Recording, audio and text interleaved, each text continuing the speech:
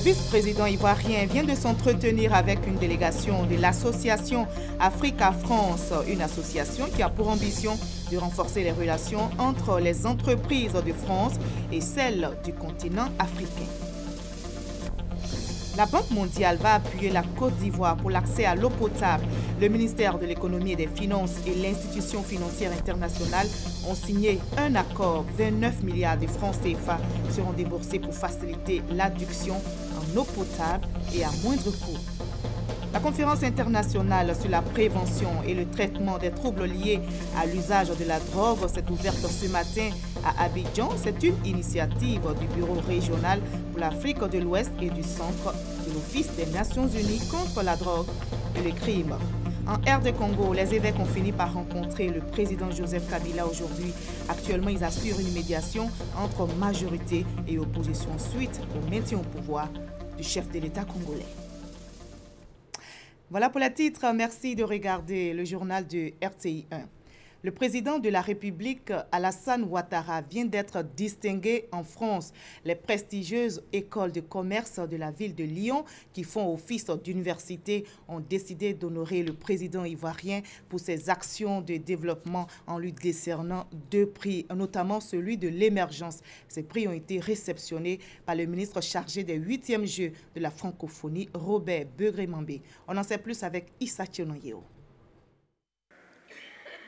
En marge de la conférence internationale pour l'Afrique et sur initiative d'Hervé Diaz, fondateur des prestigieuses écoles de commerce de la ville de Lyon, les mérites des bâtisseurs de la Côte d'Ivoire moderne du président ivoirien ont encore été reconnus par la communauté internationale.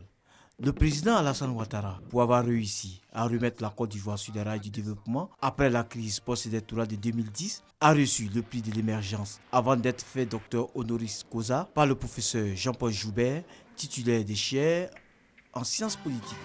Le ministre Robert Begré-Mambé, représentant le chef de l'État à cette tribune, avait à ses côtés Gomis Charles et Abdou Touré, respectivement ambassadeurs de la Côte d'Ivoire en France et auprès de l'OIF, Organisation internationale de la francophonie.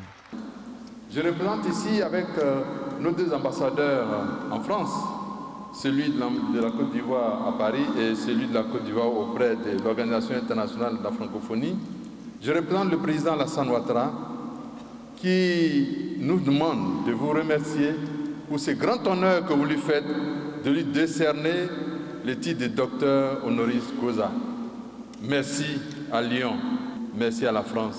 Le titre honorifique de doctorat honoris causa est une marque de distinction offerte par une université à une personnalité émérite en soulignant ses œuvres et ses implications au service de sa communauté. À cette tribune de l'excellence, en plus, 7 trophées ont été décernés à d'autres pays pour leur initiative innovante de construire l'Afrique de demain.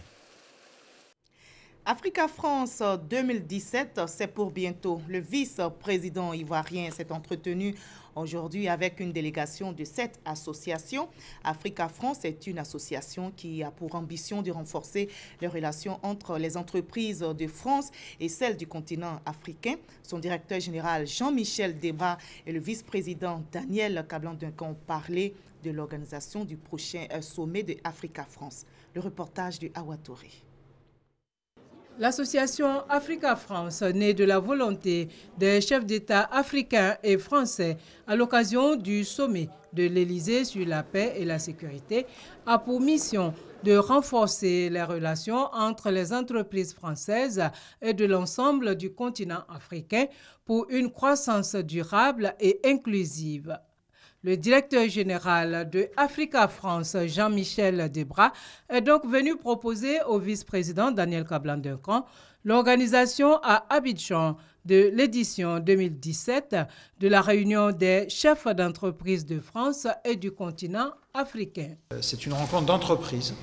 Il s'agit de créer les conditions d'un meilleur partenariat, du meilleur partenariat possible entre des entreprises africaines et françaises.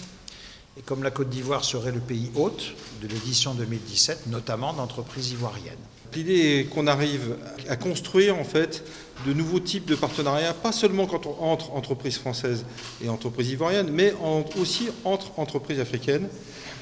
Et pour ça, on pense qu'on est susceptible d'amener 300 à 400 entreprises françaises et d'amener 5 à 600 entreprises d'Afrique de 27 à 30 pays.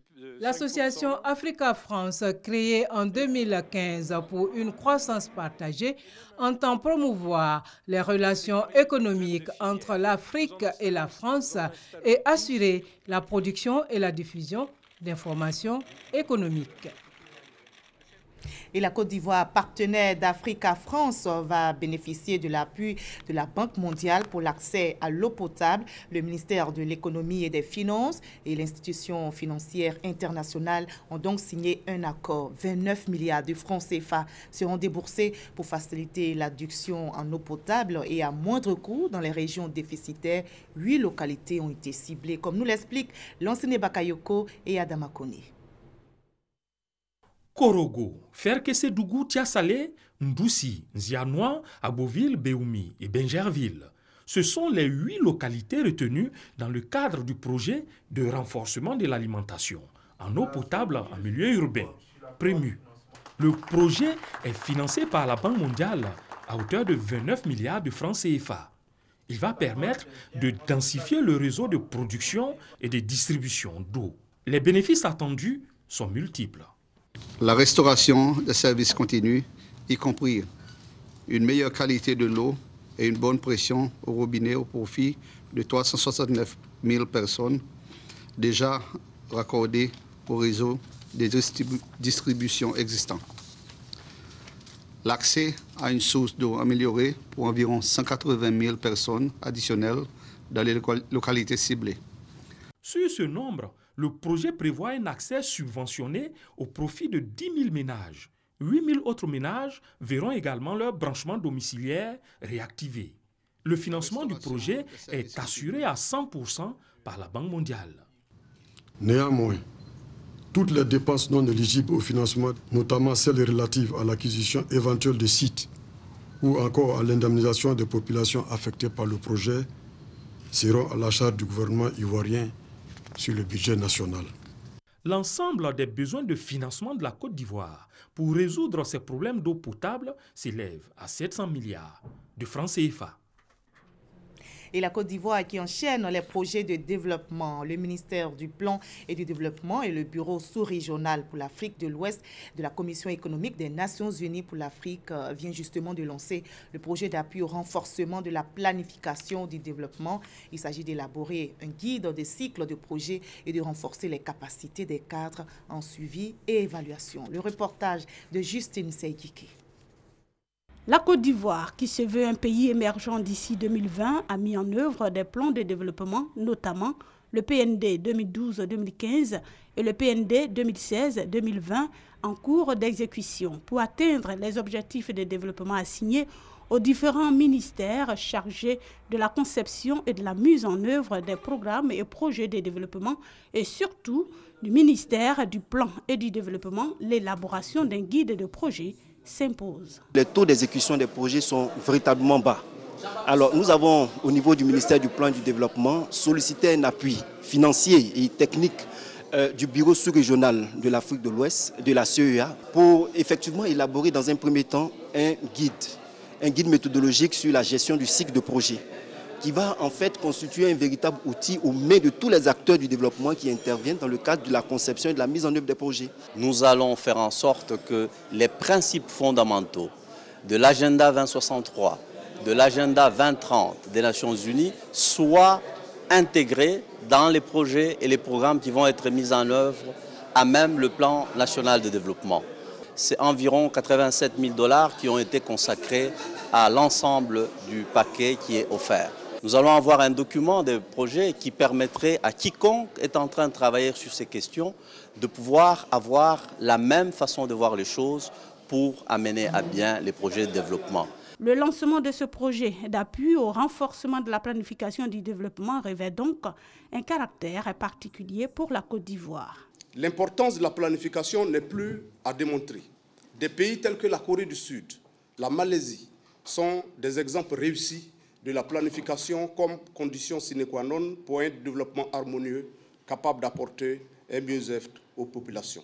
Ce projet vise à soutenir le renouveau de la fonction de planification du développement en Côte d'Ivoire. L'opération d'identification des souscripteurs de l'agro-business annoncée la semaine dernière a effectivement démarré ce matin. Près de 36 700 personnes sont concernées.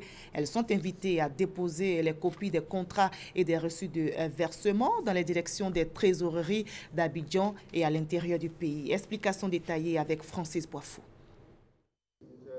41 guichets à Abidjan, 46 à l'intérieur du pays, 87 au total pour recevoir environ 36 700 personnes en 6 jours. L'opération de recensement des souscripteurs d'agro-business a démarré. Elle court jusqu'au 25 février prochain de 7h30 à 17h dans les trésoreries principales des communes d'Abidjan et les trésoreries générales des villes de l'intérieur du pays. Lundi matin, plusieurs souscripteurs étaient à la trésorerie principale du plateau pour déposer les différents dossiers exigés par le comité de veille sur l'agro-business. 1. Une copie du contrat. 2. Les reçus de versement dans les banques. 3. Les reçus délivrés par les sociétés d'agro-business. Et en plus de ça, il faut produire une copie de la pièce d'identité valide et les contacts téléphoniques. L'identification des clients des entreprises d'agro-business sera suivie du remboursement du capital investi par les souscripteurs en tenant compte des soldes disponibles sur les comptes de ces entreprises. Et c'est tout naturellement que les souscripteurs se bousculent à l'entrée des différents guichets. Nous appelons l'ensemble des souscripteurs à rester calmes et à venir se faire recenser dans la discipline et de faire confiance au gouvernement par rapport à cette opération qui a été lancée. Aucun souscripteur ne sera laissé pour compte. La Direction générale du Trésor public a pris toutes les dispositions pour réussir cette opération, a ajouté Zéphirin Dago. Voilà, et ajouter pour être complet sur ce sujet que pour cette première journée, il y a eu plus de 5000 inscriptions selon les agents du Trésor. Les souscripteurs sont donc appelés à déposer toujours leur dossier dans les trésoreries générales sur l'ensemble du territoire.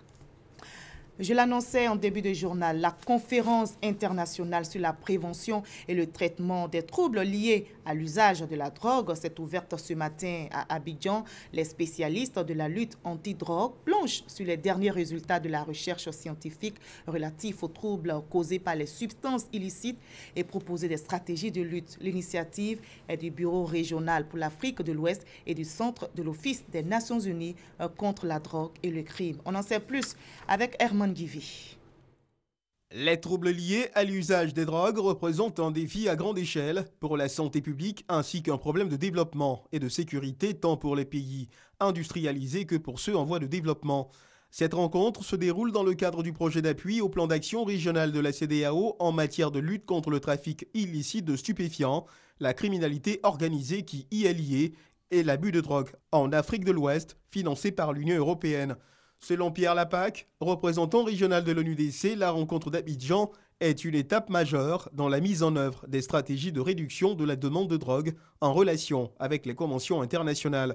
Au plan sanitaire, la Côte d'Ivoire ne ménage aucun effort dans son combat contre les substances illicites. Nous allons, à partir de cette conférence, faire en sorte que nous puissions mener le combat plus renforcé avec le ministre en charge de l'Intérieur et de la Sécurité. La consommation de ces substances illicites entraîne de facto des conséquences sécuritaires. Devant les faits et pour prévenir leur manifestation, une action efficace s'impose. La Côte d'Ivoire, pays membre de la CEDEAO, a mis en place une réponse conforme aux dispositifs préconisés par la communauté régionale et internationale afin de contrecarrer l'action de la criminalité organisée qui se confond de plus en plus au réseau des trafiquants de drogue. Les résultats de vos travaux nous apporteront une contribution de haute facture. Le Comité international de lutte anti-drogue, CILAD, structure en charge de la prévention, de la supervision et de la coordination,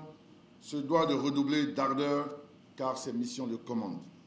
Cette conférence poursuit comme objectif général le partage de connaissances des bonnes pratiques et des résultats récents de la recherche sur les questions d'abus de drogue. Il s'agira pendant 2 jours pour experts, universitaires et responsables de la lutte anti-drogue d'aborder la question de la drogue dans son aspect scientifique, porté essentiellement sur la prévention et le traitement des addictions aux drogues. Et nous partons pour Bouaké où la Cour d'appel vient d'enregistrer la venue de nouveaux magistrats. Ils ont été installés par le garde des Sceaux, ministre de la Justice et des Droits de l'Homme, Sansan Kambile. C'était lors de la rentrée judiciaire de l'institution à Bouaké. Kader Sogodogo pour le reportage. Cérémonie marquant l'audience solennelle qui consacre l'installation officielle du premier président et du procureur général de la dite Cour. Avec eux, ce sont 12 nouveaux magistrats du siège et du parquet général qui ont été admis à la Cour en cette rentrée 2016-2017. Pour le nouveau procureur général de la Cour d'appel de Bouaké, le défi, quoique grand, sera relevé. Pouvons-nous rendre cette justice magnifique? Le pouvons-nous? En ce qui nous concerne, et pour l'immense majorité des pairs, permettez-moi de vous répondre, Monsieur le garde des Sceaux, ministre de la Justice et des Droits de l'Homme, et en cœur avec vous, en paraphrasant cet illustre personnage, yes, we can. Il sera suivi par le premier président de la Cour. Je vous exprime toute ma reconnaissance pour votre engagement et votre dévouement compétent à l'œuvre de justice qui est notre commune raison de servir. Le garde des Sceaux exprime les attentes du gouvernement. C'est l'occasion pour le garde des Sceaux, à la suite de cette cérémonie de rentrée judiciaire et d'installation des magistrats, pour échanger sur la vision qui est celle du gouvernement d'une justice plus rassurante. Pour rappel, la Cour d'appel de Bouaké, au cours de l'année 2015-2016, a enregistré 305 actes d'appel, 523 déclarations d'appel, 752 arrêts, 45 requêtes et 45 ordonnances. WANEP, le réseau ouest-africain pour l'édification de la paix, vient de dresser le bilan de ses activités. Son projet phare initié dans l'ouest ivoirien a permis d'éviter de nombreux conflits à Bloloquin, Danané, Taï et tout le Pleu, nous dit Ami Sissoko. Lorsque on était à la phase de rapatriement au niveau des réfugiés de la Côte d'Ivoire au Libéria qui devaient rentrer, il y a eu fermeture des frontières. À cette période déjà, il y avait dans le département le phénomène de vente des terres.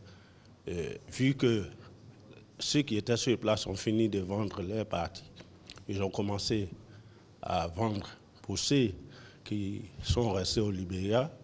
Ça veut dire que c'est à cause de Bola qu'ils sont restés et qu'ils ne sont pas en place pour veiller sur leurs parcelles. Donc on a vu qu'à l'air et tout, il va se poser le problème des terres. Pour prévenir les conflits liés aux fonciers dans l'ouest du pays, un projet est initié par WANEP Côte d'Ivoire, le réseau ouest africain pour l'édification de la paix en collaboration avec l'Union européenne et l'ONG internationale britannique Conciliation Resources. Ce projet vise à répondre aux conflits issus de la maladie à virus Ebola à Bloloquin, Danané, Taï et tout le Pleu. Au niveau du projet, nous avons initié des campagnes de sensibilisation pour la prévention de la maladie à virus Ebola. Et à côté de cela aussi, nous avons initié des campagnes de sensibilisation avec les différentes populations et les agents de santé. Donc, en plus de cela aussi, nous avons mené des sessions de dialogue avec les différentes communautés et les forces de défense et de sécurité. Le projet répond aux conflits issus de la maladie à virus Ebola, démarré en 2015, est en phase d'achèvement. Les acquis sont nombreux. Cependant, il y a, selon WANEP, des efforts à faire pour leur pérennisation. Le projet a évité, par exemple, au niveau de mon département, celui de Taï, l'entrée d'abord du virus Ebola par la frontière Taï-Libéria. En plus des activités que nous menons de sensibilisation, de sessions de dialogue, nous sommes conviés à participer à des règlements de conflits, même au niveau de certains foyers. Sur le terrain, nous avons constaté que les conflits fonciers sont encore récurrents dans la zone de l'Ouest, que l'État contribue à réduire les coûts de l'acquisition du titre foncier.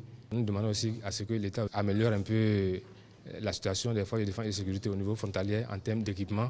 La mission de WANEP Côte d'Ivoire est de promouvoir une résolution pacifique des conflits locaux et soutenir la bonne gouvernance dans les régions frontalières de Sierra Leone, Libéria, Guinée et Côte d'Ivoire. Au chapitre santé de cette édition, intéressons-nous à la question de la prise en charge des enfants malades d'insuffisance rénale. Le CHU de Yopougon dispose d'une unité de néphrologie pédiatrique. C'est d'ailleurs le seul centre de prise en charge des enfants malades d'insuffisance rénale en Afrique de l'Ouest. Mais il y a un problème selon les parents des enfants malades. La prise en charge est coûteuse. Témoignage signé Malika Koulibaly. L'insuffisance rénale, cette maladie silencieuse atteint des millions de personnes à travers le monde. On la croyait une maladie d'adultes que non. Malheureusement, les enfants aussi en sont victimes. Les causes des maladies rénales chez l'enfant, vous avez des causes qu'on dit congénitales, c'est-à-dire que l'enfant naît avec une malformation déjà au niveau du rein. Ensuite, vous avez des causes acquises, c'est-à-dire que c'est des pathologies générales qui vont retentir sur le rein, notamment le paludisme, et de plus en plus aussi il y a l'automédication où les médicaments sont pris pas dans les normes. Malgré le grand nombre de malades du rein, les structures de prise en charge se font rares. Pour la Côte d'Ivoire et toute l'Afrique de l'Ouest, un seul centre, l'unité des néphrologies pédiatriques, sise au CHU de Yopougon. Pour dépister, pour voir si la personne a une insuffisance rénale ou pas, je vous dis en 1 heure du temps, on peut savoir si la personne a une insuffisance rénale ou pas, parce que c'est 2 paramètres spécifiques, qui est l'urée et la créatinine. Surtout la créatinine, qui nous permet de voir est-ce qu'un patient a une insuffisance rénale ou pas. Un enfant déclaré malade, comment se fait sa prise en charge? Alors, ça va dépendre de la cause. S'il s'agit d'une maladie acquise, c'est-à-dire que si c'est secondaire un paludisme, il faut traiter le paludisme et mettre un régime en place pour que l'enfant retrouve la fonction du rein. S'il s'agit d'une maladie qui est la plus fréquente chez nous, chez l'enfant, qu'on appelle le syndrome néphrotique, il y a une prise en charge qui est faite et qui dure. On peut partir minimum 6 mois, mais la pathologie peut être prise en charge jusqu'à 5 ans pour pouvoir avoir une guérison. Une prise en charge qui n'est toujours pas à la portée des parents. 100 000 francs la séance d'hémodialyse. Dis aux autorités vraiment qu'ils soutiennent beaucoup les parents parce que vraiment ces maladies-là, si ton enfant a ça, tu dépenses beaucoup. Avec tous les efforts qui sont faits au niveau des adultes, il faut que ces efforts-là aussi réjaillissent au niveau des enfants pour que les enfants soient pris en charge par l'État quand ils doivent bénéficier d'une dialyse, pour que le coût soit moindre pour les parents. Et secondairement, toutes les bonnes volontés sont les bienvenues. Un appel qui, heureusement, est entendu par des bonnes volontés.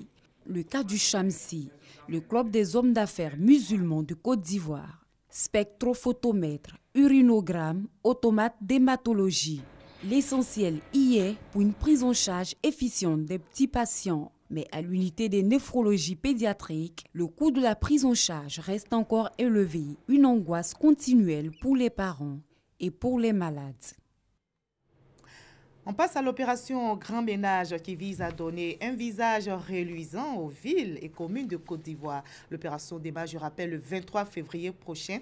Et le message de propreté lancé aux populations par le ministère de la Salubrité, de l'Environnement et du Développement durable semble passer. Commerçants, transporteurs comptent s'impliquer totalement pour la réussite de cette opération de salubrité, nous rapporte Grace Kando. Maintenir son environnement propre, c'est ce que tente de faire Mariam une fois après avoir fini de vendre. Je vends de l'eau, des sucreries. Quand je finis de vendre le soir, je balaye. Matin, quand je reviens encore, je balaye avant de m'asseoir chaque jour. Contribuer à la lutte contre l'insalubrité, chauffeur de taxi et riverain essaie tant bien que mal à travers de petits gestes. Quand il paye galette ou l'eau chassée, quand il finit de manger, bon, il ne jette pas dans la rue, il garde. Quand il voit les poubelles, il jette là-bas. Quand j'achète un Kleenex que je finis d'utiliser, qu'il n'y a pas une poubelle à côté, je mets dans ma poche jusqu'à ce que j'arrive dans l'endroit où je vais tout bien trouver une poubelle et puis jeter dedans. Dans certains quartiers, des initiatives personnelles sont aussi prises pour rendre le cadre de vie propre. À l'avenue 11 à Trècheville, des jeunes volontaires ont décidé de donner un visage reluisant à leur quartier. Lorsque la collectivité locale à faire passer un bitume dans notre quartier. Nous nous sommes levés nous-mêmes, jeunes gens, de manière bénévole. Nous avons interdit d'abord les garages anarchiques. Nous avons protégé le bitume et nous le balayons chaque dimanche. Vu la situation socio-économique, si nous partons vers les propriétaires de cours pour leur dire payez la peinture, nous on va peindre et vous allez payer la main d'œuvre, ça là, il allait avoir un blocus. Donc nous nous sommes décidés, nous avons dit payez la peinture, nous on peint cadeau. Le choix de l'environnement propre s'impose donc pour bénéficier des bienfaits de la nature. On ne peut pas se développer dans un milieu insalubre. Il est bon pour tout citoyen qui se veut un acteur du développement, non seulement d'être propre de l'intérieur, mais également d'être propre de l'extérieur. Le manque d'hygiène et de propreté ont des conséquences néfastes sur la santé. Il y a une multitude de pathologies. D'abord le paludisme, la fièvre typhoïde, la gale. Une invitation à préserver son environnement et promouvoir un cadre de vie sain. Reportage réalisé pour vous par Grace Kando. Un incendie s'est déclaré ce matin à Akwedo village, c'est dans la commune de Cocody. Le feu aurait été provoqué par un court-circuit selon des témoins sur place. Les flammes ont causé d'importants dégâts matériels comme vous le voyez dans les images. Mais heureusement, pas de perte en vie humaine. La population est encore sous le choc. La région du Bafing est constamment victime de feux de brousse. Chaque année, ce sont au moins 2 villages qui sont victimes des feux de brousse. Cette année, donc, des villages n'ont pas été épargnés. Dans le département de Touba, des cadres de la région se sont donc mobilisés pour lancer la sensibilisation, mais soutenir les populations sinistrées. Explication avec Mamadou Kwasi. Le 6 février dernier, un violent feu de brousse a ravagé plusieurs plantations et une trentaine de cases du village de Yor dans la commune de Touba. Bilan, pas de pertes en vie humaine, mais d'importants dégâts matériels. C'était vers les 15 h. On était au champ, les autres sont allés taper briques, les faire quitter derrière la route pour venir manger le village. Rico Soja, blanc là. Et puis l'argent, beaucoup est laissé dedans. Pendant ce temps, décelé, un autre village du département de Touba subissait les effets des feux de brousse. Mais depuis, ces populations sinistrées bénéficient de l'assistance du gouvernement, des ONG, des cadres, le conseil régional du Bafing. Des soutiens qui permettent aujourd'hui la reconstruction de ces villages. Pour la célébration de la journée nationale de lutte contre les feux de brousse, le conseil régional du Bafing et le corps préfectoral ont décidé de mener une campagne de proximité. En plus des dons en vivres et en numéraire, les autorités locales ont sensibilisé la population sur le respect des mesures de lutte contre les feux de brousse. Faites attention aux éleveurs qui passent. Faites attention aux jeunes. Et dire aussi à nos femmes que chaque soir, avant de dormir, d'éteindre donc le feu. Nous sommes dans une région de savane. Et comme tel, quand nous sommes en saison sèche, le feu se propage très rapidement. Alors, il faut que ces populations prennent des dispositions pour nettoyer autour des villages, nettoyer même aux abords des routes qui sont le long des villages, afin que nous évitions les drames dans l'avenir. Cette région du Bafing enregistre au moins 2 cas de feux de brousse chaque année. Ailleurs, en RD Congo, les évêques ont fini par rencontrer le président Joseph Kabila aujourd'hui. Actuellement, ils assurent une médiation entre majorité et opposition suite au maintien au pouvoir du chef de l'État. Mais après un accord signé le 31 décembre dernier entre majorité et opposition, la mise en œuvre de celui-ci piétine. Les partis sont censés se mettre d'accord sur les derniers points de partage du pouvoir. Les évêques sont rentrés dans une réunion plénière pour décider de la poursuite ou non de leur médiation. Et toujours sur le continent africain, en Guinée-Conakry, il y a eu de meurtriers entre manifestants et policiers aujourd'hui, malgré l'accord signé par le gouvernement et les enseignants. La chancelière allemande Angela Merkel a annulé sa visite officielle prévue aujourd'hui en Algérie en raison de l'indisponibilité temporaire du président Abdelaziz Bouteflika. Le chef de l'État souffre d'une bronchite aiguë selon la présidence de la République algérienne. En Turquie, plus de 6 mois sont passés après la tentative de putsch du 15 juillet et les procès des auteurs supposés du coup d'État s'enchaînent depuis le mois de décembre. Ce lundi matin s'est ouvert le procès de 47 militaires accusés d'avoir voulu assassiner le président Erdogan. Herman Givi. C'est dans une des salles de ce bâtiment, la chambre de commerce d'industrie de Mougla, que doit se tenir le procès des 47 militaires arrêté et accusé d'avoir tenté d'assassiner le président turc Recep Tayyip Erdogan. Une forte présence militaire, une forte escorte policière, un dispositif impressionnant pour encadrer le bus qui transporte les accusés. C'est en file indienne qu'ils descendent du véhicule, escortés par des militaires. Ils sont hués par la foule.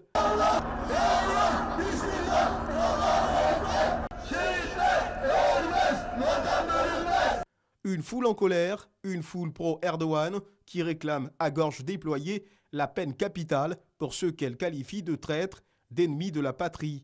Pour rappel, le président Recep Tayyip Erdogan était en vacances avec sa famille dans la station balnéaire de Marmaris, dans la province de Muğla. Il affirme avoir échappé de justesse à ses bourreaux. Depuis la tentative de putsch, des voix se sont élevées pour le rétablissement de la peine capitale en Turquie. Elle a été abolie en 2004 dans le cadre de la candidature de la Turquie à l'entrée dans l'Union européenne. Sa réintroduction marquerait la fin des négociations sur cette adhésion. Les procédures judiciaires lancées après le putsch avorté sont d'une ampleur sans précédent en Turquie, où plus de 43 000 personnes ont été arrêtées dans des purges engagées après le 15 juillet et l'instauration de l'état d'urgence. On a appris aujourd'hui, l'ambassadeur russe aux Nations Unies, Vitali Churkin, est mort à New York. Aucun détail n'est fourni sur les circonstances de son décès. Le diplomate devrait avoir 65 ans. À bientôt. Fin de ce 20h. Merci à vous tous de votre aimable attention.